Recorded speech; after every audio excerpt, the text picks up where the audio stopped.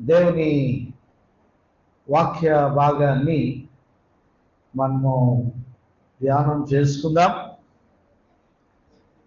ముఖ్యంగా మనం ఈ యొక్క లెంత్ సీజన్లో మనం ఉంటున్నాం.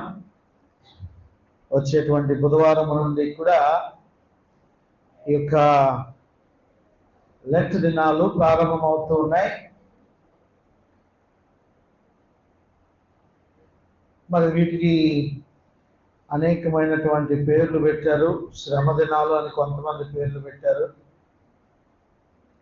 నిజంగా శ్రమ పడుతున్నటువంటిది మనమే అనుకొని ఆ శ్రమ దినాలు కొరకు ప్రార్థనలు చేస్తూ ఉంటాం. మరి కొంతమంది అయితే ఈ శ్రమ దినాల్లో ఏ విధమైనటువంటి శుభకార్యాలు కూడా చేసుకోరు. మనకేదో ఆషాఢ మాసం వచ్చింది అనుకొని పెళ్ళిళ్ళు చేసుకోరు, గృహప్రవేశాలు చేసుకోరు.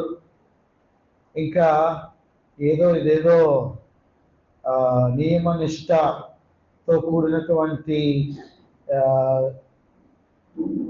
ఏదో మాసం అనుకొని ఈ యొక్క దినాల్లో కూడా మంచి శుభకార్యాలు చేసుకోరు. అది నిజంగా బుద్ధిహీనత అవుతుంది. గతంలో మధురవాడ చర్చ్లో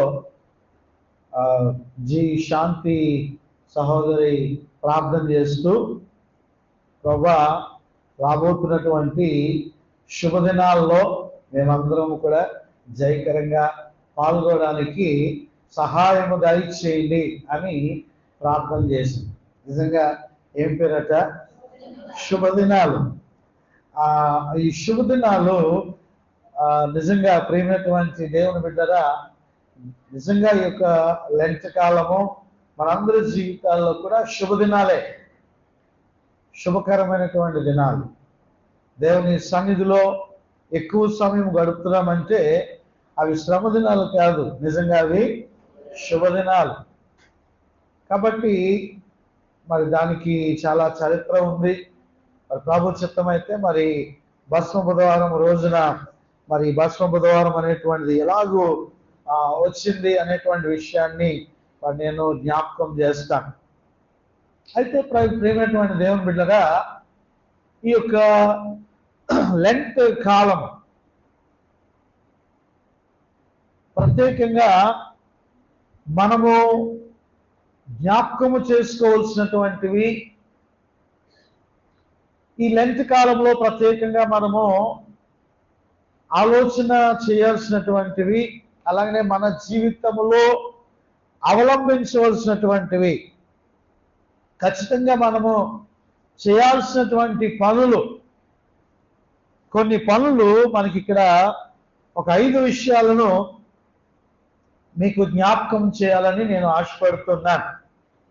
ఒక 5 విషయాలను, అసలు ఈ సీజన్లో ఉండాల్సినటువంటి ముఖ్య అంశాలు ఏంటి, ప్రాముఖ్యంగా మనము ఏదో అలవాటుగా ఆచార ప్రకారముగా ఇతరులు ఏదో విధంగా కొన్ని రోజులు వస్త్రాలను మార్చి, కొన్ని నియమాలను ఆచరించి, కొన్ని నిష్టలను ఆచరించి, తర్వాత మరలా ఆ నియమ నిష్టలను పక్కన పెట్టి మళ్ళా తదా ప్రజ అన్నటువంటి రీతిలో వారి జీవితాలు కొనసాగుతూ ఉంటున్నాయి.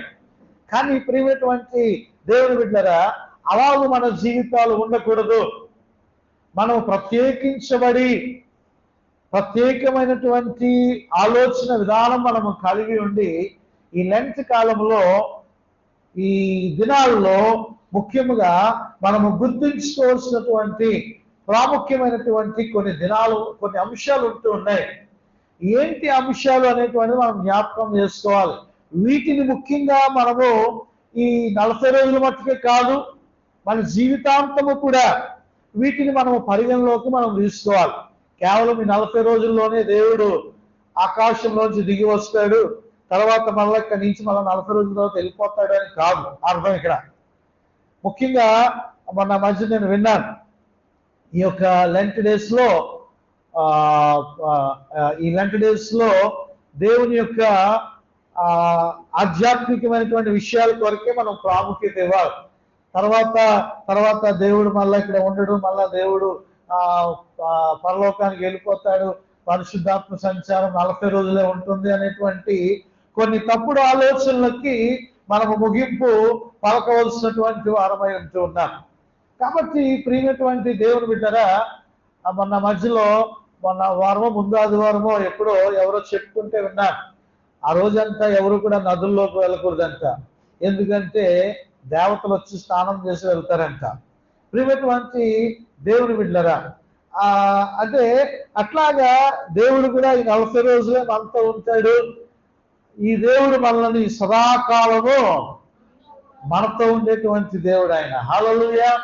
కాబట్టి ఈ దేవుడు మనకి కేవలం 40 రోజులు ఉంటాడనేటువంటి ఆలోచన ఉంది. కానీ మన పూర్వీకులైనటువంటి వారు మనము క్రీస్తు ప్రభుల వారి యొక్క సారూప్యంలోనికి మారడానికి, మనం ఇంకా మన జీవితాలను సరి చేసుకోవడానికి ఈ 40 దినాలని ఏర్పాటు చేశారు. ఈ 40 అనేటువంటి సంఖ్య పరిశుద్ధ గ్రంథంలో మరి అనేక సందర్భాల్లో మనం చూస్తాం. 40 రోజులు ఉపవాసం ఉండి ప్రార్థన చేసినటువంటి మోషేని జ్ఞాపకం చేసుకుంటాం, ఏలియా గారిని జ్ఞాపకం చేసుకుంటాం. ఎవరమ్మా? ఆయన దగ్గరికి లాస్ట్ వద్దాం. ఇక చివరికి మన రక్షకుడైనటువంటి యేసుక్రీస్తు ప్రభు వారు కూడా 40 రోజులు ఉపవాసం ఉన్నారనేటువంటి ఆలోచన బట్టి మరి మన పూర్వీకులు అది ఒక పరిపూర్ణమైనటువంటి సంఖ్య 40 అనేటువంటిది వారు యోచించి, వారు భావించి ఈ 40 దినాల యొక్క ఉపవాస ప్రార్థనలను ప్రకటించడం జరిగింది. కాబట్టి ఈ 40 దినాలు ఉపవాస ప్రార్థనలో ప్రాముఖ్యముగా మనము జ్ఞాపకం చేసుకోవాల్సినటువంటి అంశాలు 5 అంశాలని నేను మీకు జ్ఞాపకం చేస్తాను. వాటిని ఖచ్చితంగా ఈ 40 దినాల్లో వాటిని మనము గుర్తించుకొని వాటిని మన జీవితాల్లో అన్వయింపజేసుకోవాలి. మొట్టమొదటిగా పశ్చాత్తాపం లేదా మారు మనస్సు. ఈ ముందులైన ఉన్నటువంటి వారందరూ కూడా ఇక్కడికి వచ్చేయండి తల్లి. ముందులైనటువంటి వారందరూ మీకు ప్రతి వారం చెప్పవలసిన లేదు, ఇక్కడికి వచ్చేయండి.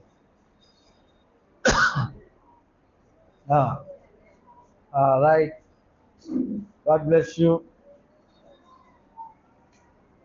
ప్రియమైనటువంటి దేవుని బిడ్డలారా, మనము జ్ఞాపకం చేస్తున్నట్లయితే మొట్టమొదటిగా పశ్చాత్తాపము లేదా మారు మనస్సు అనేటువంటిది ప్రాముఖ్యమైనటువంటి విషయం. మనము దేవుని యొక్క కృపకే పాత్రులుగా ఉండాలి తప్ప దేవుని ఉగ్రతకు పాత్రులుగా ఉండడానికి వీల్లేదు. ఆయన ఉగ్రత చాలా భయంకరమైనటువంటిది. ఆయన ఉగ్రత భరించలేనటువంటిది. దానికి సాదృశ్యంగానే పోయిన ఆదివారమే మనము జ్ఞాపకం చేసుకొని ఉన్నాం. వ్యభిచరించినటువంటి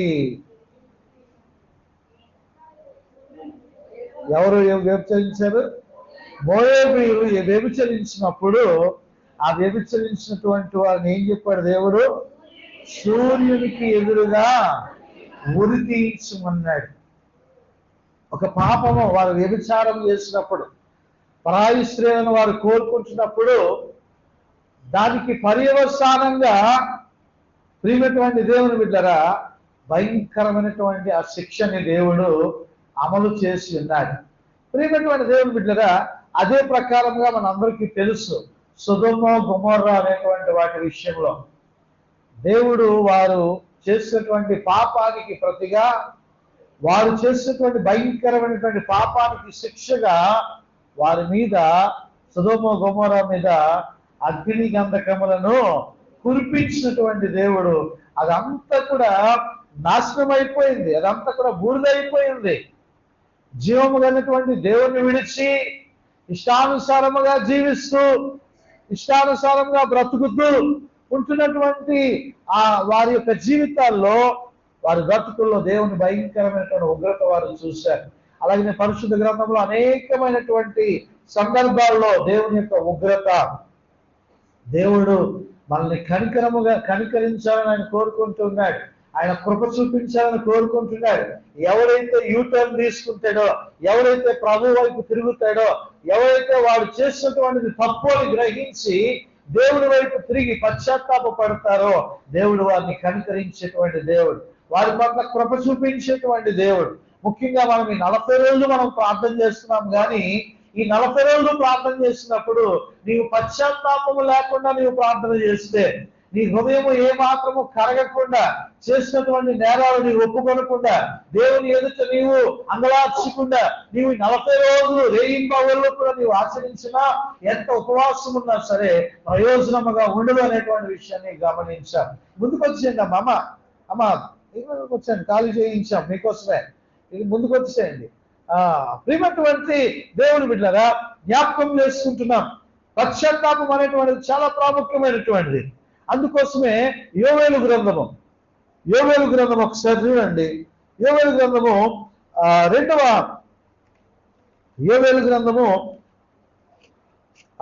అధ్యాయము 12-13 వచనాలు. ఇప్పుడైనా మీరు ఉపవాసం ఉండి కన్నీరు విడుచుచు దుఃఖించుచు మనస్ఫూర్తిగా తిరిగి నా ఎదుకు రండి. ఇదే యెహోవా వాక్కు.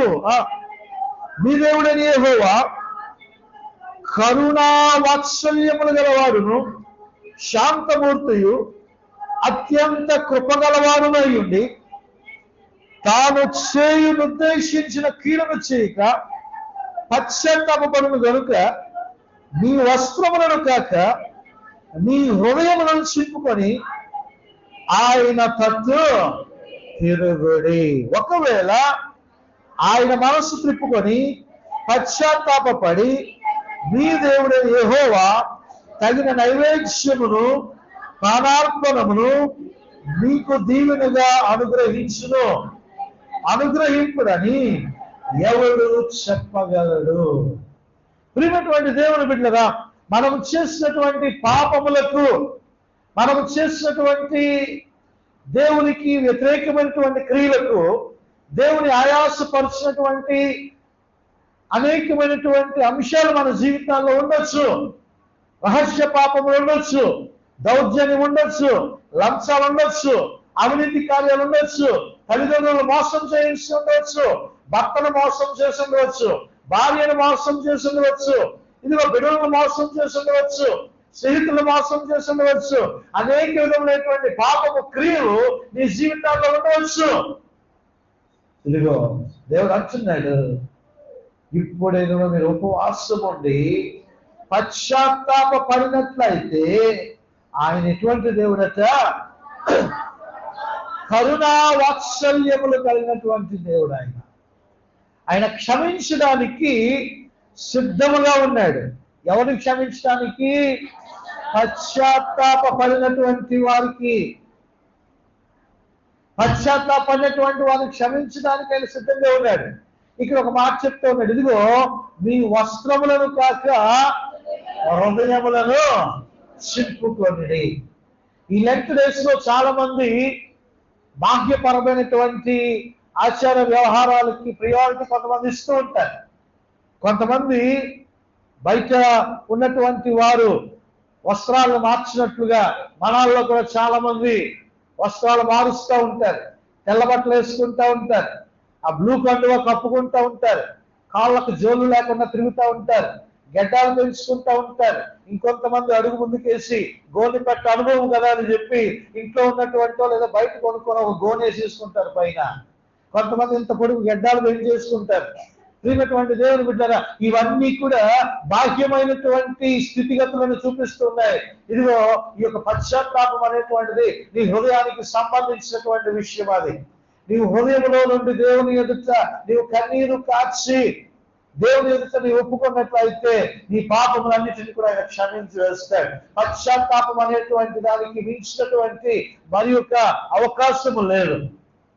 ఎప్పుడు కూడా నేను గొప్పవాడిని, నేను భక్తి పౌరుణ్ణి, నేను నీతిమంతుడని అనుకోవడానికి వీల్లేదు. పశ్చాత్తాప అనుభవంలోనికి రావాలి ఖచ్చితంగా. ఈ లెంట్ డేస్ లో జ్ఞాపకం చేసుకోవాల్సింది పశ్చాత్తాపము. నీవు చేసినటువంటి పాపములను దేవుని సన్నిధిలో నీవు ఖచ్చితంగా నీవు ఒప్పుకోవాలి. వస్త్రములను కాదు చింపుకోవాల్సింది, హృదయాన్ని నీవు చింపుకొని దేవుని వైపు నీవు తిరగాలి అనేటువంటి విషయాన్ని మనం జ్ఞాపకం చేసుకుందాం. కీర్తన గ్రంథము ఈరోజు చదువుకున్నటువంటి లేఖన భాగాన్ని నుంచి మనం జ్ఞాపకం చేసుకుంటే కీర్తన గ్రంథము 51వ అధ్యాయం, కీర్తన గ్రంథము 51వ అధ్యాయంలో ప్రాముఖ్యంగా 17వ వచనం నుంచి మనం చదువుకున్నాం. ఆ లేఖన భాగంలో మనం గమనించినట్లయితే, విరిగిన మనస్సే దేవునికి ఇష్టమైన బలులు. దేవా, విరిగిన మనస్సును నీవు అలక్ష్యము చేయువు. హల్లెలూయా. ప్రియమైనటువంటి దేవుని బిడ్డరా, దేవుని సన్నిధిలో విరిగి నలిగినటువంటి హృదయంతో నీవు దేవుని ఆరాధించాలి, పశ్చాత్తాపంతో నీవు ఆరాధించాలి. మనందరికీ తెలుసు, భయంకరమైనటువంటి పాప కోపంలో కూరుకుపోయినటువంటి నినివే పట్టణస్తులు, ఆ నినివే పట్టణస్తులు చేసినటువంటి భయంకరమైనటువంటి ఈ యొక్క దుర్మార్గత, పాపపు క్రియలు, దేవునికి ఇష్టమైనటువంటి కార్యాలు, సృష్టికర్తను మరచి సృష్టిని ఆరాధించేటువంటి క్రియలు, అనేకమైనటువంటి కామకృత్యాలు, అనేకమైనటువంటి ఆ దుర్మార్గత వాళ్ళు పెరిగిపోయింది. దేవుడు ప్రాప్తి అయినటువంటి యోనాను పంపించాడు. ఆ యోనా ద్వారా సువార్త వినబడింది. ఆ సువార్త వినబడిన తరువాత ఇదిగో రాజు మొదలుకొని, పసిపిల్లలు మొదలుకొని, స్త్రీలు మొదలుకొని, ప్రతి విధమైనటువంటి జంతువులు మొదలుకొని వారు ఉపవాస దినమును చాపించి వారు బూడిదలో పడి గోని పట్టు కట్టుకొని వారు దేవుని దగ్గర వారు అంగలార్చి ఉన్నారు, ప్రార్థన చేస్తున్నారు. చాలా మంది ఈజీగా ఒక మాట పలికేసి వదిలిపెట్టేస్తూ ఉంటారు. ప్రభువా, నన్ను క్షమించండి నాయన, ఈ పాపం చేస్తాను నాయన, నన్ను క్షమించండి. ప్రభు గారి దగ్గర మోకాలు వేసి, ప్రభువా, ఈ పాపం చేశాను, ఈ తప్పు చేశాను, నన్ను క్షమించండి, ఐఎమ్ సారీ ప్రభువా అని చెప్పి ఒక మాటలో చెప్తూ ఉంటారు. ఆ మాటలో నీ పాపం పోయిందని అనుకుంటూ ఉంటారు. ప్రియమైనటువంటి దేవుని బిడ్డరా, నీ పాపం పోవాలంటే నీ హృదయము విరగాల. నీ పాపం పోవాలంటే నీ హృదయము నలగాల. నలిగితేనే అందులో నుంచి ఏమండి నీరు అనేటువంటిది కానీ రసం అనేటువంటిది కానీ కారుతా ఉంటుంది. నీ హృదయము విరిగి నలిగితేనే నీ కళ్ళలో నుంచి నీళ్లు కారుతా ఉంటాయి. నీవు చేసినటువంటి దోషము నీవు గ్రహించగలిగితేనే నీవు నిజముగా కన్నీరు కార్చగలవు. అలాగే నీవు కన్నీరు కార్చగలిగేటువంటి అనుభవమే విరిగి నలిగినటువంటి మనస్సు. ఆ విరిగి నలిగినటువంటి మనస్సు నీ దేవుడికి ప్రార్థన చేయాలా. మొట్టమొదటిగా నీ పశ్చాత్తాపంతో దేవుని సన్నిధికి రావాలా. దేవుని సన్నిధిలో పశ్చాత్తాపంతో నీ మొదలుపెట్టాలా. అప్పుడే దేవుడు నీ పాపము క్షమిస్తాడు, నీ మరణ వింటాడు, నీ ప్రార్థన వింటాడు.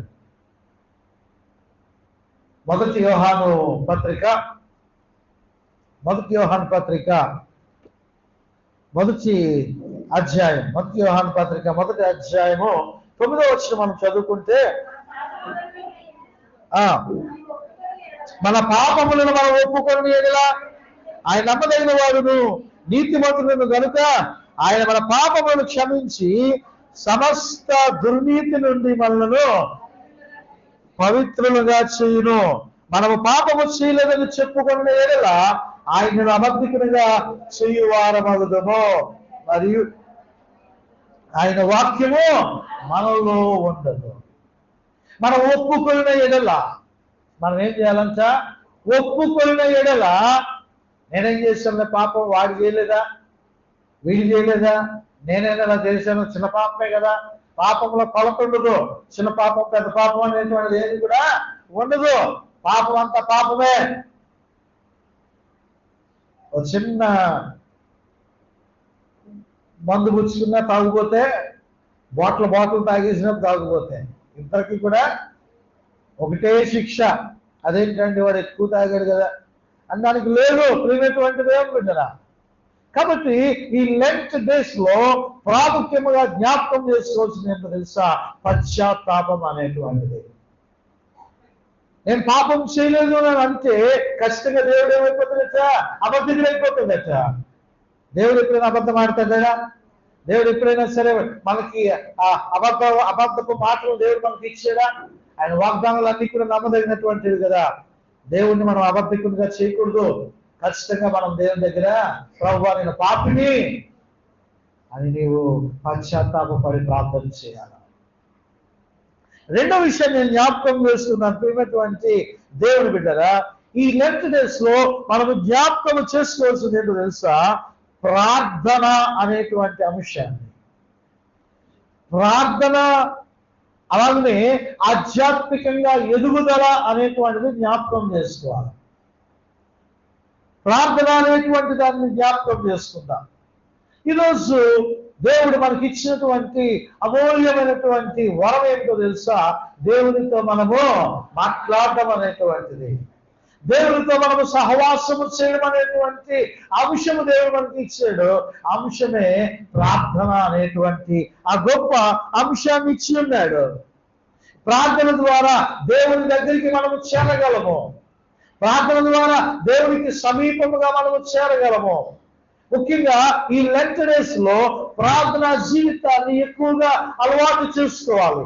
నిజంగా మన సంఘానికి దేవుడు ఇచ్చినటువంటి ఆధిక్యత ఇదిగో ఉదయకాల సమయంలో ప్రార్థనలు జరుగుతూ ఉంటాయి, సాయంకాల సమయంలో ప్రార్థనలు జరుగుతూ ఉంటాయి. ముఖ్యంగా ఈ లోకల్ గా ఉంటున్నటువంటి వారు ఉదయకాల సమయంలో వాకబుల్ డిస్టెన్స్ లో ఉన్నటువంటి వారు నడిచి దేవాలయానికి రాగలిగినటువంటి ఆ స్థితి దేవుడు మీకు ఇచ్చాడు. కాబట్టి ఖచ్చితంగా ఆ ప్రార్థనకు మీరు వచ్చి దేవునికి సహవాసముగా కలిసి మొరపెట్టడం ద్వారా దేవుని యొక్క గొప్ప శూర కార్యములను మీరు అనుభవించగలరు. ఆమేన్, హల్లెలూయా. దూర ప్రాంతాల్లో ఉన్నటువంటి వారికి కొద్దిగా అసౌకర్యంగా ఉండవచ్చు. అలాంటి వారు సర్లే వాళ్ళు చేసుకుంటామని కాదు, ఆ టైంలో నీవు కూడా లేవాలా.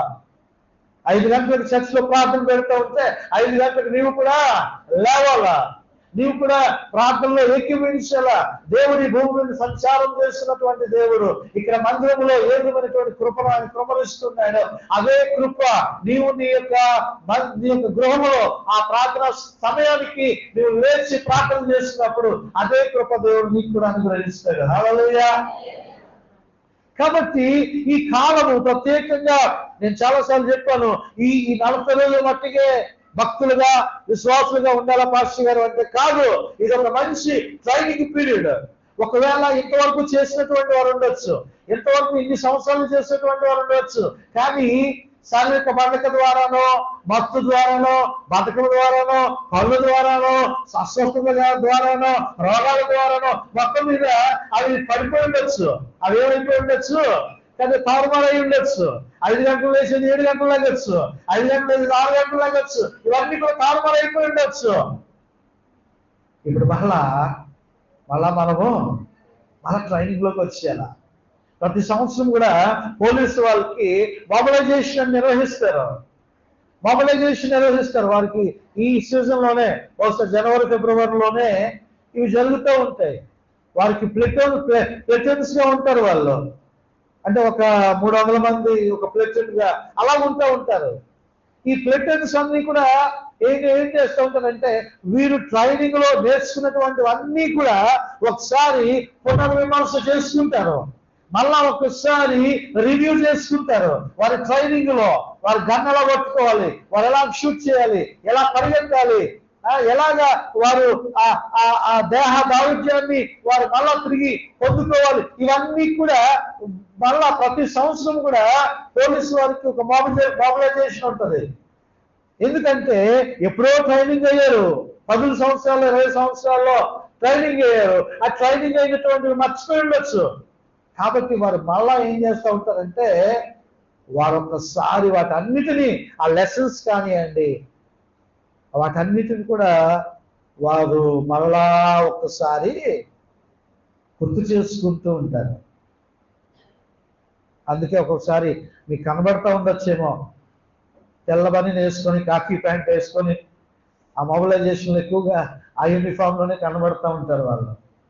ప్రియమైనటువంటి దేవుని బిడ్డరా, అదే విధముగా ఒక విశ్వాసిగా మళ్ళా నీకొక మొబిలైజేషన్ పీరియడ్ వచ్చింది. ఒకవేళ నువ్వు మర్చిపోవచ్చు, టైం టు టైం దేవునికి ప్రార్థన చేయలేకపోవచ్చు, లేచి ఉండలేకపోవచ్చు, టైం దాటిపోవచ్చు, కానీ ఈ 40 రోజులు మరలా నీవు ప్రార్థనా జీవితంలో మరలా నీవు కొనసాగిపోవడానికి ఎంతగానో ఉపకరిస్తూ ఉన్నాయి. హల్లెలూయా.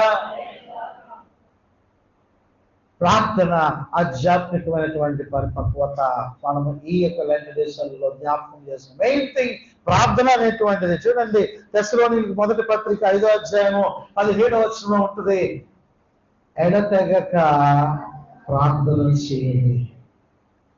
ప్రార్థన అనేటువంటి అంశాన్ని మనము ఎప్పుడు కూడా మర్చిపోవడానికి వీల్లేదు. క్రైస్తవునికి ఊపిరి లాంటిది ప్రార్థన. క్రైస్తవునికి ఊపిరి లాంటిది ప్రార్థన. ప్రార్థన చేయని వాడు దేవునికి దూరస్తులుగా ఉంటాడు. యాకోబు పత్రిక చూడండి, ఒక వాక్యము, యాకోబు పత్రిక 5వ అధ్యాయము, యాకోబు పత్రిక 5వ అధ్యాయము 16వ వచనము, మీ పాపములు ఒకరితో ఒప్పుకొనుడి,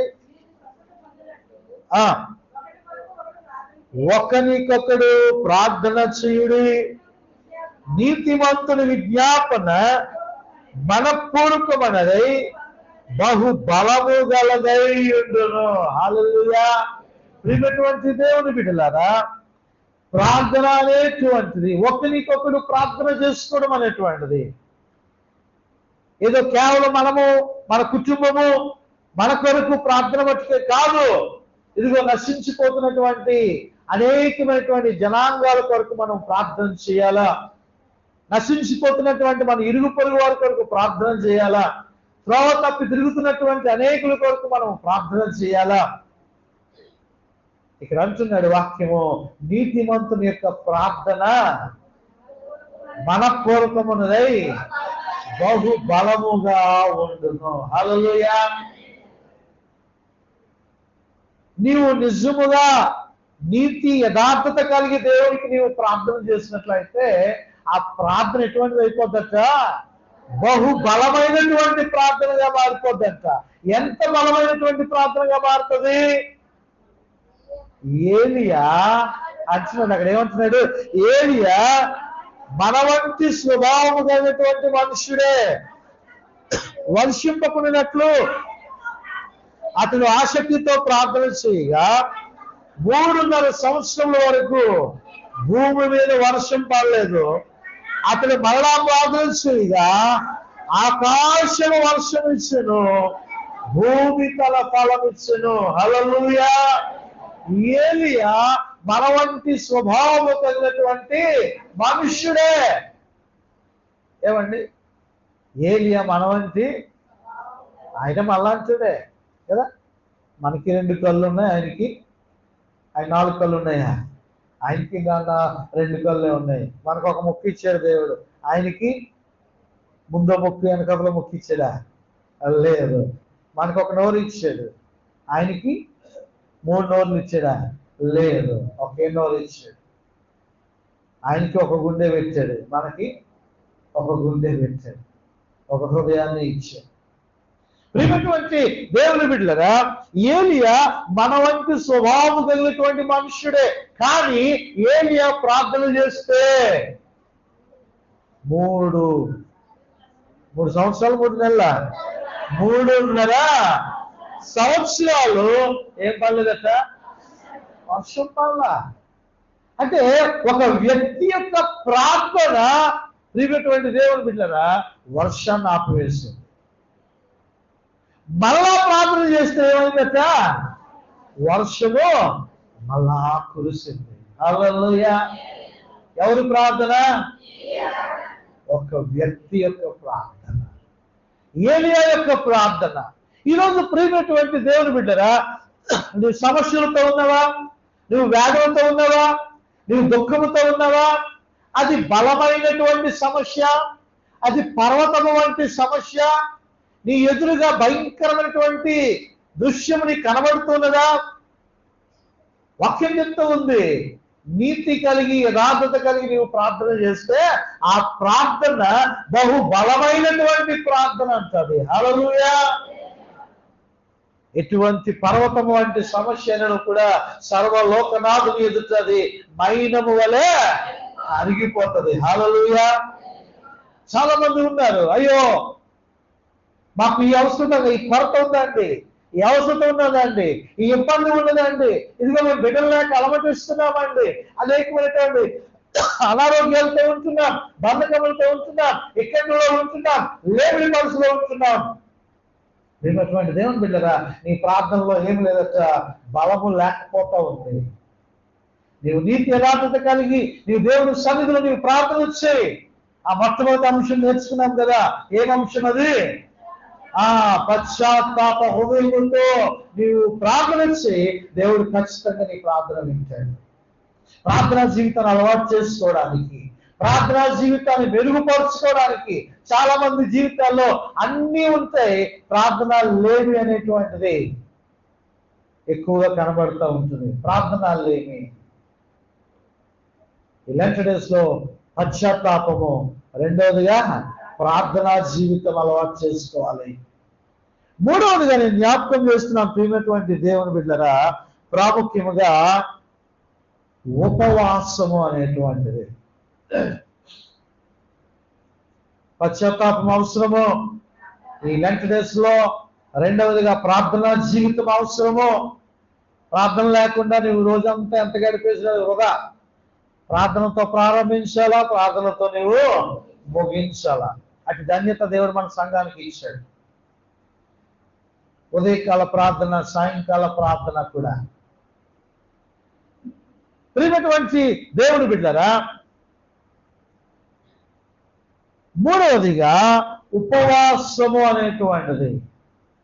ఉపవాసము అంటే దేవునితో సహవాసమే. హల్లెలూయా. ఎంతమందికి ఉపవాస ప్రార్థన అనుభవాలు ఉంటున్నాయి? నేను చేయొద్దండి నేను అన్నగాని ఎంతమంది ప్రతి శుక్రవారం పూట ఉపవాసం ఉంటున్నారు, లేదా వారం ఒక రోజు ప్రభుకి సమర్పించుకొని ఆ దినమెల్లా ఇక్కడ వారు ప్రార్థనా జీవితంలో గడుపుతూ ఉన్నారు. ఉపవాసం ఉండుట అనేటువంటిది ప్రాముఖ్యమైనటువంటిది. ఉండాల్సినటువంటి టైంలో ఉండరు, ఇక శరీరం అంతా కూడా అనుకూలించకపోయిన టైంలో ఉపవాసం ఉండాలని ఉంది అంటారు కదా. అప్పటికి అన్నీ కూడా జవసత్వాలు అన్నీ కూడా ఏమైపోతాయంటే ఉడికిపోతాయి కదా. అప్పుడు బీపీలు, షుగర్లు, ఆయాసాలు, ఏమంటే ఆ సమస్యలు, ఈ సమస్యలు వస్తాయి. ఈరోజు ప్రియమైనటువంటి దేవుని బిడ్డలారా, ఉపవాసము అనేటువంటి ప్రాముఖ్యమైనటువంటిది. దేవునితో సహవాసము చేయడానికి భౌతికమైనటువంటి ఈ యొక్క శరీరానికి, శరీర సంబంధమైనటువంటి వాటికి ఇచ్చేటువంటి ప్రియారిటీని తగ్గించి దేవునితో సహవాసము చేయడానికి, ఏమి తిందుమా, ఏమి త్రాగుదమా, ఏమి ధరించుకుందామా అనేటువంటి ఆలోచనలు పక్కన పెట్టి నిత్యము కూడా దేవునితో గడపడానికి ఇది ఒక నియమమైనటువంటి, ఒక మంచి నిర్దేశకమైనటువంటి దినాలు అనేటువంటి విషయాన్ని నేను మీకు జ్ఞాపకం చేస్తున్నాను. ఉపవాసం ఉండగలిగినటువంటి వారు చాలా మంది ప్రశ్నలు అడుగుతూ ఉంటారు, పాస్టర్ గారు ఉపవాసం ఎలాగుండాలి? నీ శరీర తత్వాన్ని బట్టి, నీ శరీర ఆరోగ్యమును బట్టి నువ్వు ఏ విధంగా ఉపవాసం ఉండవచ్చు. ఏ తీర్మానం లేనివాడు కన్నా తీర్మానం చేస్తున్నాడు గొప్పే కదా. 0 వచ్చినాడు కన్నా 1 వచ్చినాడు గొప్ప కదా. 1 వచ్చినాడు గొప్పే కదా. కొంతమంది 0లోనే ఉండిపోతారు, అంటే వాళ్ళకి ఏ తీర్మానం ఉండదు. వాళ్ళకి ఏదో ఒకటి చేద్దాంలే ప్రభు కొరకు, ప్రభుకు సమీపస్తులుగా మారదాం, ప్రభుకు దగ్గరగా మారదాం, ప్రభుని మనము నా యొక్క ఉపవాసము ద్వారా ఆయన సంధిస్తాను అనేటువంటి ఆలోచన ఉండవు. ఏంటన్నా సరే ఈ చెవులోంచి కంటే చదివినమే వాళ్ళు 0 వచ్చిన వాళ్ళు మాట. వాళ్ళు తీర్మానం లేని వాళ్ళు 0 వచ్చినాడు కానీ 35 మార్కులు వచ్చినాడు గొప్పే కదా. పాస్ మార్కులు వచ్చినాడు గొప్పే కదా. ప్రియమైనటువంటి దేవుని బిడ్డలారా, ఈ ఉపవాసం అనేటువంటిది నీకు నీ శరీర తత్వాన్ని బట్టి నీవు 1 పూట ఉంటావో, 2 పూటలు ఉంటావో, లేకపోతే ఉదయం బ్రేక్ఫాస్ట్ చేసి ఉంటావో, లేకపోతే రోజంతా ఉంటావు, అదంతా కూడా నీ యొక్క శక్తి సామర్థ్యాలను బట్టి నీ ఒక నిర్ణయాలు తీసుకోవాలి. ఉదయకాలం ఉంటావు, రాత్రికాలం ఉంటావు, అదంతా నీ ఇష్టం. అలా కదా నీ ఇష్టం అన్నారు కదా అని చెప్పి ఉదయం టిఫిన్ తినేసి, మధ్యాహ్నం ఒక డజన్ అట్టుకోలు తినేసి, సాయంకాలం బన్నం టీ తాగేసి, రాత్రి ఏమో ఇక్కడ ఇచ్చినటువంటి పప్పలు తినేసి, బిర్యానీ తినేసి, ఏమండి ఇది కాదు ఉపవాసం అంటే. ఏమండి ఒక పూటని కడుపు మార్చాలా? ఏమండి ఆ కడుపు మార్చా బాబోయ్ ఆకలి కడుపు అనకూడదు ఇక. ఏమండి ఇక దా ధ్యాస అనేటువంటిది పోవాలా, ఆలోచన అనేటువంటిది పోవాలా, నీ శరీరాన్ని నలగొట్టుకోవాలా. ప్రియమైన దేవుని బిడ్డలారా, నీ కొరకు నా కొరకు యేసుక్రీస్తు ప్రభువు 40 దివారాత్రులు ఉపవాసం ఉన్నారండి. హల్లెలూయా. 40 రోజులు ఎందుకు ఉండగలిగాడో తెలుసా? ఆయన యవనస్తుడు కాబట్టి. ఆయన యవనస్తుడు కాబట్టి. గొప్ప విషయం ఏమిటో తెలుసా? ఇప్పుడు యవనస్తులు ఎవరు ఉపవాసం ఉండట్లా. వండుతావా చేస్తావని అమ్మని అడుగుతున్నారు. ఎందుకమ్మా వండలేదని అడుగుతున్నారు. ఏమండి గొప్ప విషయం ఏంటంటే ఇప్పుడు అందరూ కూడా 40 దాటినాలే ఉపవాసాలు ఉంటున్నారు ఎక్కువ, 40 లోపలు తక్కువ. నీ ఉపవాసం అనేటువంటిది నీ ఇష్టం. నువ్వు ఏ విధంగా ఉపవాసం ఉండగలవో ఆ ఉపవాసాన్ని నువ్వు కంటిన్యూ చేయాలా. ఉపవాస దినాల్లో నీసు తినొచ్చా పాస్టర్ గారు? లేక నోరు శవసాలు ఆడిపోతా ఉంటుంది కదా బాధ. నీసు తినొచ్చా పాస్టర్ గారు? చర్చిలో పాస్టర్ గారు నీసు తినొద్దన్నారు, నీసు పెట్టొద్దన్నారు. ఎవరిని ప్యాకెట్లు ఇవ్వరు. ఈ సంవత్సరం అదే చెప్తా ఉన్నాను. చర్చిలో ఎవరు కూడా బిర్యానీ ప్యాకెట్లు ఇవ్వండి కానీ నాన్ వెజ్ పెట్టండి. అలాగే తినొద్దంటే ఉద్దేశం కాదు, మీ ఇంటి దగ్గర తింటే తినండి, మీ ఇష్టం. ఇంటి దగ్గర కూడా తినొద్దు అనేటువంటి మాట నేను చెప్పట్లా. చర్చ్లో మటుకు బిర్యానీ ప్యాకెట్స్ వద్దు అని నేను అంటున్నాను. ఎందుకంటే తారతమ్యాలు ఉండకూడదని. ముందు రోజు ఒకడు సమోసా పంచుతాడు, తర్వాత రోజు బిర్యానీ ప్యాకెట్ పంచాలి. అమ్మ వాళ్ళు బిర్యానీ ప్యాకెట్ పంచారు కదా కాబట్టి నేను బిర్యానీ ప్యాకెట్ పంచాలా అని చెప్పి ఒక్కొక్క ప్యాకెట్ 150 రూపాయలకో 100 రూపాయలకో కొనేసుకొని ఆ డబ్బులు లేక పక్కింటోడికి వెళ్ళి 10,000 రూపాయలు అప్పు చేసి, ఆ 10,000 రూపాయలు అప్పు చేసి ఈ భోజనాలు పెట్టి పేమెంట్ దేవుని బిడ్డరా ఈ ప్రార్థనా కొడుకులు ఏమి తిందుమా, ఏమి త్రాగుదమా, ఏమి ధరించుకుందామా అనేటువంటి దాని కొరకు కాదు. నువ్వు ఏమి ఇచ్చినా ఇవ్వకపోయినా నీవు కనబడు దేవుని సన్నిధిలో. తర్వాత మరొక విషయాన్ని కూడా తెలియజేస్తూ ఉన్నాను. ప్రార్థనా కొడుకులు పెట్టించుకున్నటువంటి వారు ఎవరైనప్పటికీ కూడా వారి కుటుంబం అంతా కూడా దేవుని సన్నిధిలో కనబడాలి ఖచ్చితంగా. అలా కనబడకపోతే ప్రార్థనా కొడుకులు పెట్టించుకోకండి. భర్త కనబడాలా, బిడ్డలు కనబడాలా, భార్య కనబడాలా. ఏమంటే దేవుని సముఖమందు నువ్వు నిలవబెట్టుకున్న ప్రార్థన ఏంటండి? దేవుని సముఖమందు నిలబెట్టుకున్న కృతజ్ఞత ప్రార్థన ఏంటండి? భర్త ఏమో ఎక్కడో ఉంటాడు, పిల్లలేమో ఎక్కడో ఉంటాడు, భార్య ఏమో ఎక్కడో ఉంటుంది. ఏదో ఒకరిద్దరు మేము ప్రార్థన జరిగించేస్తున్నాం అన్నట్టుగా కాదు. వారు క్రైస్తవులు కాకపోతే అది వేరే విషయం, వారు దేవుని నమ్ముకోకపోతే వారు వేరే విషయం.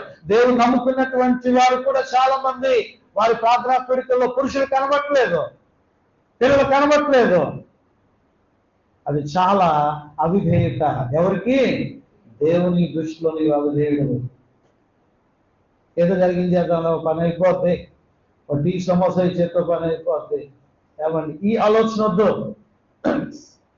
నువ్వేమి ఇచ్చావో అనేటువంటిది కూడా అది పెద్ద ప్రిఫరబుల్ కాదు. కాబట్టి ప్రియమైనటువంటి దేవుని బిడ్డరా, ఈ ఉపవాసము అనేటువంటిది అపోస్తుల కార్యములు 13వ అధ్యాయము, అపోస్తుల కార్యములు 13వ అధ్యాయము 2 నుంచి 8 వచనాలు చూసినట్లయితే, వారు ప్రభువుని సేవించుచు ఉపవాసము చేయుచుండగా పరిశుద్ధాత్మ నేను బర్నబాను సౌలును పిలిచిన పని కొరకు వారిని నాకు ప్రత్యేక పరుచుదని వారితో చెప్పాను.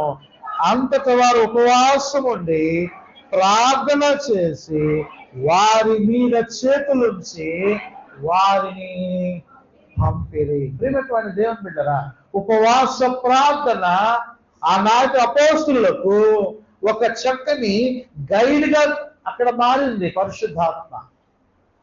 ఈరోజు వారు ఉపవాసం ఉండి ప్రభువుని సేవించు అసలు యాక్చువల్గా ఉపవాస ప్రార్థనలో అసలు పనులే చేయకూడదు.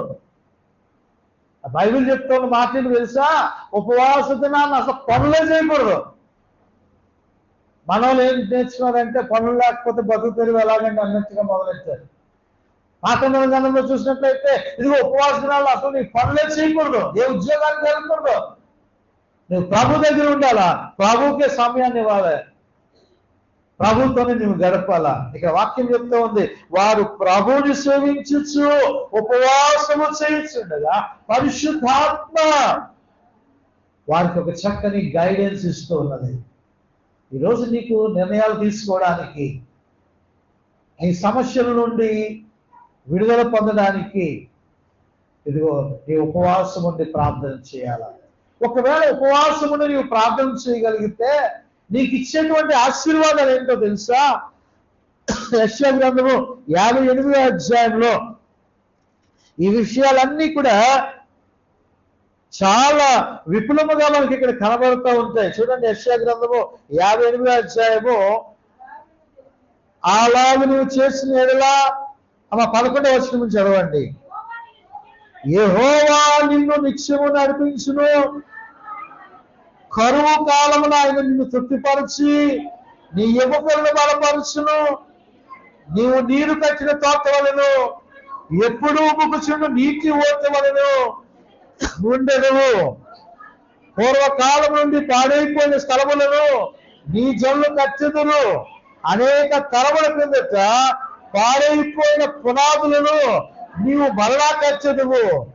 విరుగా పడిన దానిని బాగు చేయవాడవనియు, దేశంలో నివసించినట్లుగా త్రోవను సిద్ధపరచువాడవనియు నీకు పేరు పెట్టబడును. హల్లెలూయా. పాడైపోయినటువంటి పునాదులు ఏమండి మళ్ళా నీవు తిరిగి కడతావంట. అంటే ఒక పాట పాడతాం కదా,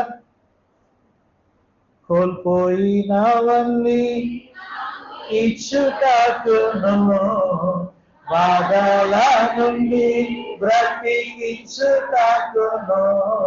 కోల్పోయినవన్నీ నాకు ఇచ్చుటకును బాధల నుండి బ్రతికించుటకును.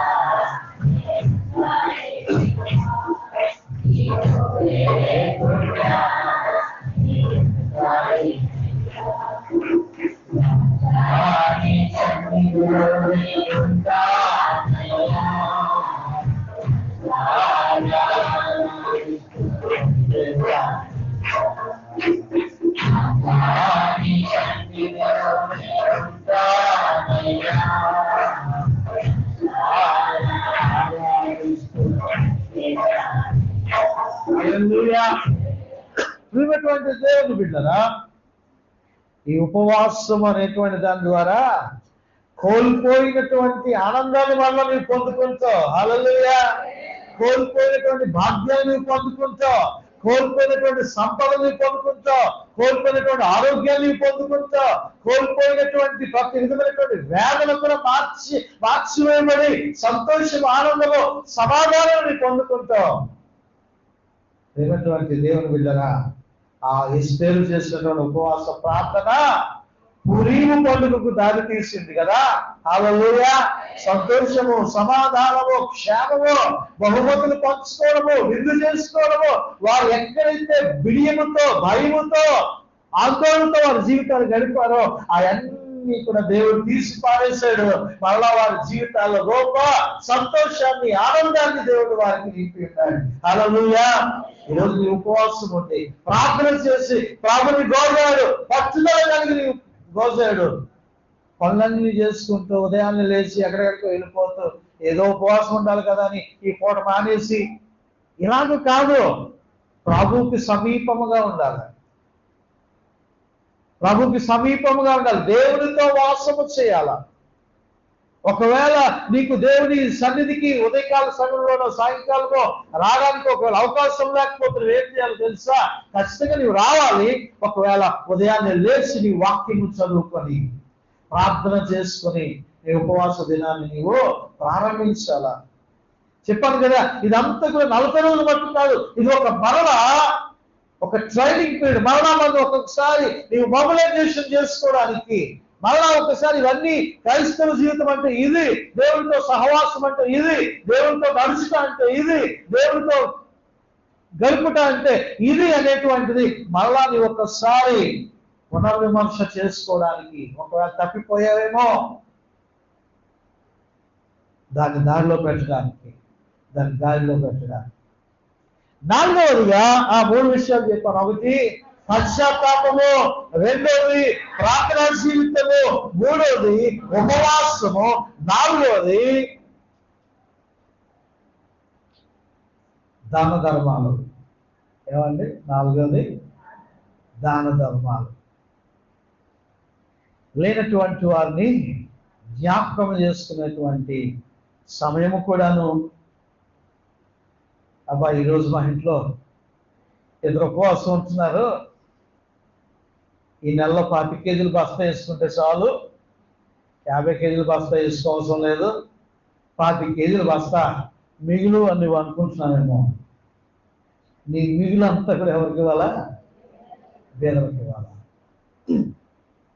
నీ మిగులు అంతా కూడా లేని వారికి నీవు పెట్టాలా. దేవుని ప్రేమను ఇతరులకు, పేదలకు దాన్ని నీవు పంచాలా. అవసరంలో ఉన్నటువంటి వారికి నీవు ఇవ్వాలా. మత్తయి సువార్త చూడండి ఒకసారి. మత్తయి సువార్త 6వ అధ్యాయము. మత్తయి సువార్త 6వ అధ్యాయము 3-4 వచనాలు చూస్తే, నీవైతే ధర్మము చేయనప్పుడు నీ ధర్మము రహస్యముగా ఉండు నిమిత్తము నీ కుడి చేయనది నీ ఎడమ చేతికి తెలియకుండా వలెను. అట్లయితే రహస్యమందు చూచు నీ తండ్రి నీకు ప్రతిఫలం ఇచ్చును. హల్లెలూయా. అలాగే నీ సామెతల గ్రంథం కూడా చూడండి ఒకసారి. సామెతల గ్రంథము 19వ అధ్యాయము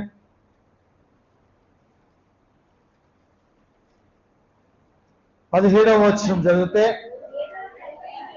బీదలను కనికరించువాడు యెహోవాకు అప్పిచ్చువాడు, వారి ఉపకారమునకు ఆయన ప్రత్యుపకారము చేయును. హల్లెలూయా.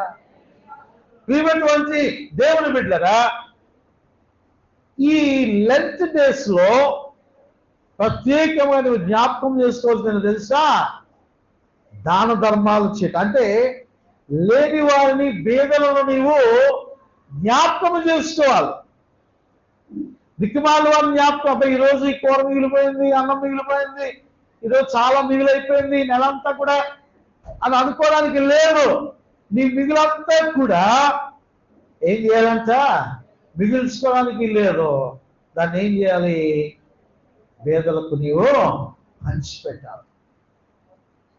అలాగనే లెంట్ డేస్ ముగింపు కొరకు కానుకలు సేకరించబడి అని చెప్తా ఉంటాం. కొన్ని సంఘాలు అయితే రోజు కానుకలు పడతారు, కానీ నేను ప్రతిరోజు కూడా కానుకలు నేను పట్టడం లేదు కూడా. లెంట్ డేస్ ముగింపు రోజు కానుకలు పెడతాం అనుకున్నప్పటికీ ఏదో లెంట్ డేస్ ముగింపు కదా, ఏదో 100, 10, 11 కవర్లో పెట్టి వేసేద్దాంలే అని అనుకుంటారు చాలా మంది. అది కరెక్ట్ కాదు. ఏమండి? ఈ రోజు నుంచి లెంట్ డే స్టార్టింగ్ నుంచి నీ ఇంట్లో డబ్బా పెట్టుకోవాలా. ఓ స్టీల్ డబ్బావో, ఓ ప్లాస్టిక్ డబ్బావో, లేదా డబ్బా లేకపోతే చెప్పండి, సమర్పణ కానీ నేను కానీ కొనిస్తారు. ఆ డబ్బా మీరు కొని పెట్టుకోవాలా.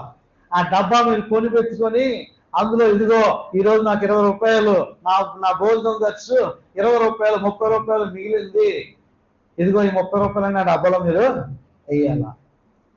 ఆ డబ్బాలో వేసి బియ్యం తెమ్మండి అన్నాం అనుకోండి, చంద్రబాబు నాయుడు గారు ఇచ్చిన బియ్యం అంతా తెచ్చి ఇక్కడే ఉంటాయి కదా. ప్రియమైనటువంటి దేవుని బిడ్డలారా, ఆ రేషన్ బియ్యం అంతా తెచ్చి పడేస్తారు ఇక్కడే.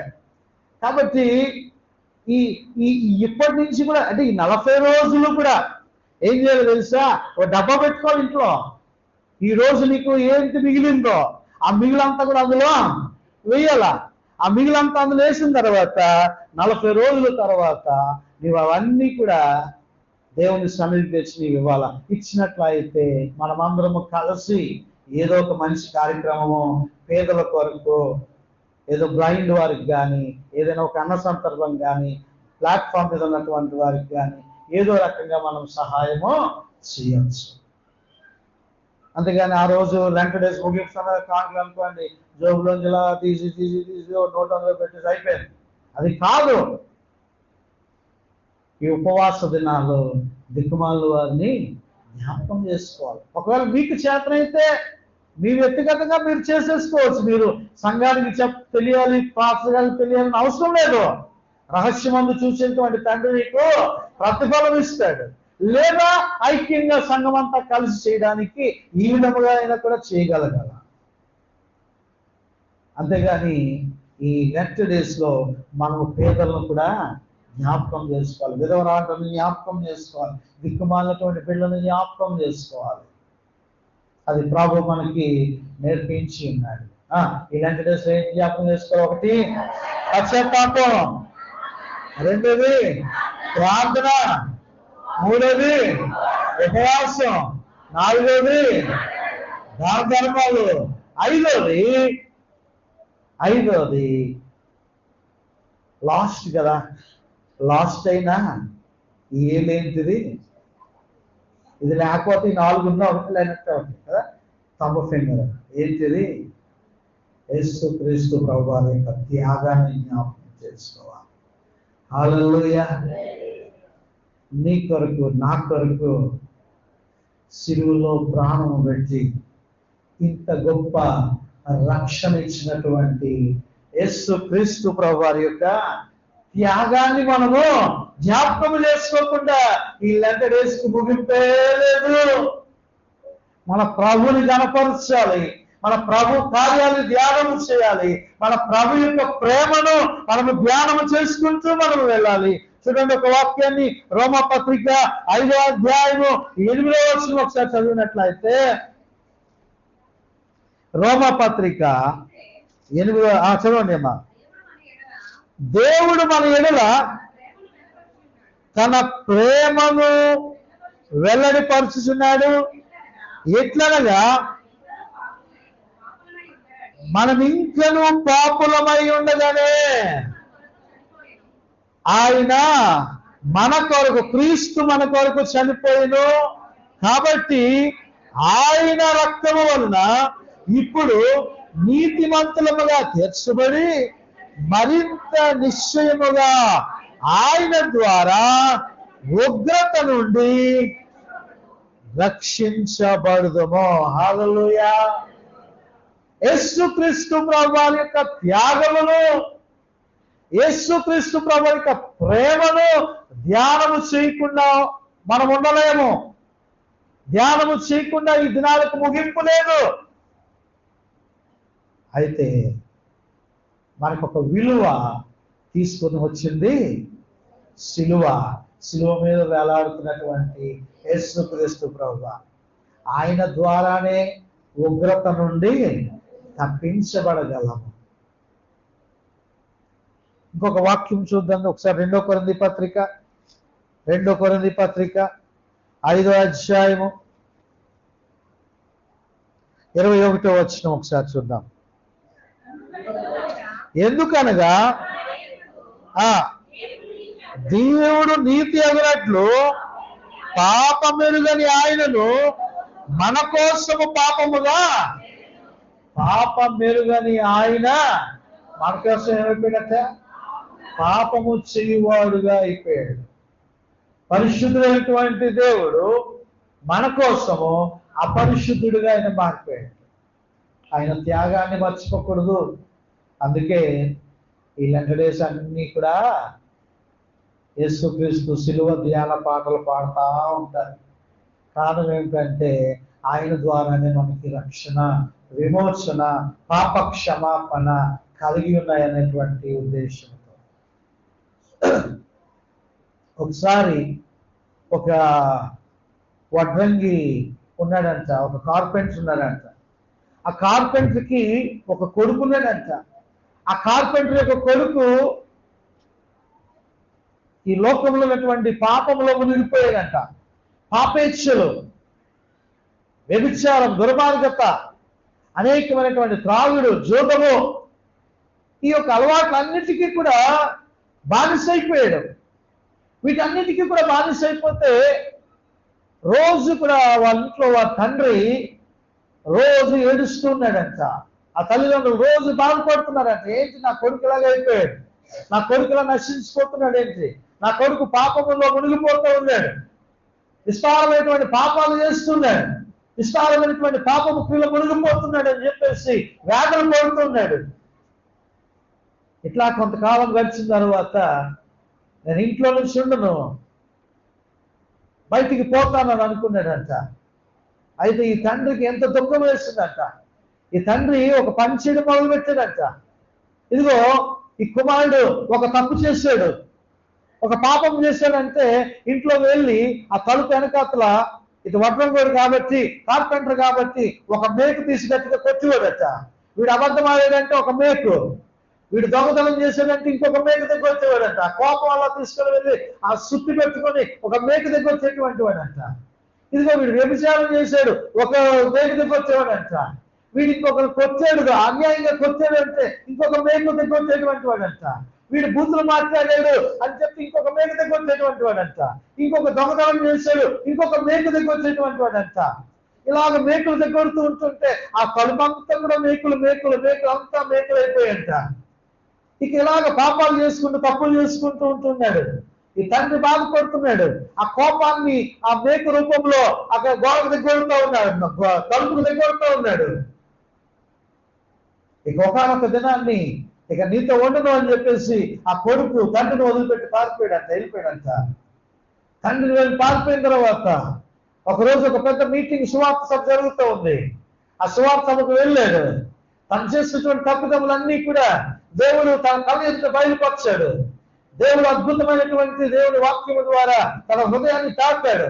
తన హృదయాన్ని తాకడం ద్వారా తనలో పశ్చాత్తాపం మొదలైంది, తనలో ఒక రియలైజేషన్ మొదలైంది, తన పశ్చాత్తాపం మొదలైంది.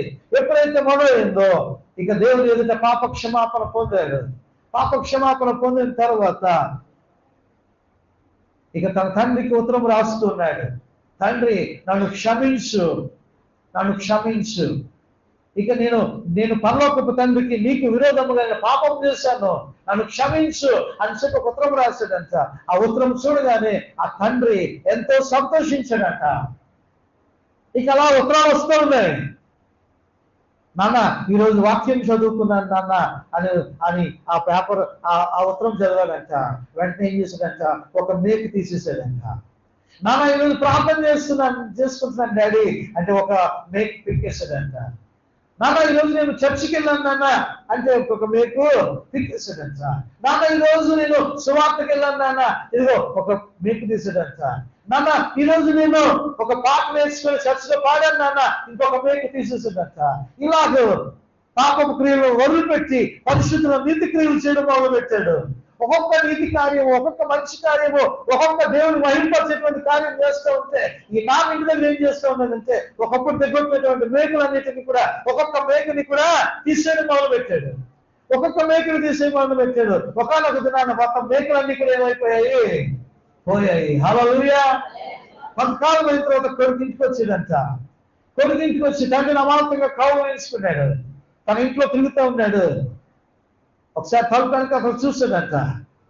తలుపు వెనక అక్కడ చూసి నాన్న నాన్న ఏంటి నాన్న ఈ కన్నాలన్నీ ఏంటి నీ రంధ్రాలు ఉన్నాయి, ఇక్కడ ఎందుకు మేకులకు వచ్చావంటే అప్పుడు ఆ యొక్క తండ్రి అన్నాడంట, ఇదిగో నీవు ఒకప్పుడు యేసు క్రీస్తు ప్రభువుని గాయపరిచినటువంటి గాయాల తాలూకా రంధ్రాలే అన్నాడంట. హల్లెలూయా. ఒకప్పుడు దేవుని ఎరుగక ముందు, దేవుని విశ్వాసం ఉంచు ముందు, విశ్వాసం ఉంచక ముందు నీవు యేసయ్యకు చేసినటువంటి ఆ గాయాలే ఈరోజు మనం జ్ఞాపకం చేసుకుంటే మనం ఎన్ని గాయాలు చేస్తామో, మన మన అతిక్రమ క్రియలను బట్టి, మన దుర్భాషలను బట్టి, మన ఆలోచనలు బట్టి, మన చూపులను బట్టి, మన నడవడికలను బట్టి, మన స్నేహాలను బట్టి, మన ఆలోచనలు బట్టి, మన పాపమును బట్టి మనం ఎన్ని గాయాలు ఆయనకి కలిగించామో, ఎన్ని గాయాలు రేపామో. ఏమైనటువంటి దేవుని బిడ్డలనా, దేవుని వైపు తిరగటానికి, ఆయన వైపు తిరగడానికి, ఆయన ప్రేమను పొందుకోవడానికి మరి యొక్క దేవుడు గొప్ప శుభ అవకాశాన్ని దేవుడు మనకి ఇస్తూ ఉన్నాడు. ఈ 5 విషయాలు మదిలో ఉంచుకొని ఈ 40 రోజులు మనం సాగిపోదాం. మొట్టమొదటిగా పశ్చాత్తాప హృదయాలతో ఉండాలా. రెండవదిగా ప్రార్థనా జీవితాన్ని మర్చిపోకూడదు. మూడవదిగా ఉపవాసం అనేటువంటిది చేయదగినటువంటి ప్రతి ఒక్కరు కూడా ఖచ్చితంగా ఉపవాసం ఉండండి. బంధకాల నుంచి విడుదల పొందండి. పాడైపోయినటువంటి పునాదులు దేవుడు బాగు చేస్తాడు. పాడైపోయినటువంటి గర్భాలు దేవుడు మనం బాగు చేస్తాడు. పాడైపోయినటువంటి జీవితాలు బాగు చేస్తాడు. కూలికిపోయినటువంటి నష్టాల్లో కూలికిపోయినటువంటి జీవితాలు మళ్ళీ ఆయన బాగు చేస్తాడు. నాలుగవదిగా ఏంటది? దాన ధర్మాలు. మనతో పాటుగా పేదలను మనం జ్ఞాపకం చేసుకోవాలి. ఐదవదిగా మన యేసయ్య యొక్క త్యాగాన్ని ఎన్నటికీ మర్చిపోకూడదు. హల్లెలూయా. ఈ 5 విషయాలు కూడా మన మదిలో ఉంచుకొని ఆధ్యాత్మికమైనటువంటి ఈ దినాలను మనము కొనసాగిద్దాం. అతి ధన్యత పరిశుద్ధాత్మ దేవుడు మన సంఘమంతటికి దయచేయును గాక. ఆమేన్. చెవులు గలవాడు ఆత్మస్వరమును వినును గాక. ఆమేన్. కాకులు సేకరించుకుందాం. మన మధ్యనటువంటి సహోదరులు ధనంజయ్ గారు కానుకలు సేకరించాలని మనం చేస్తున్నాం.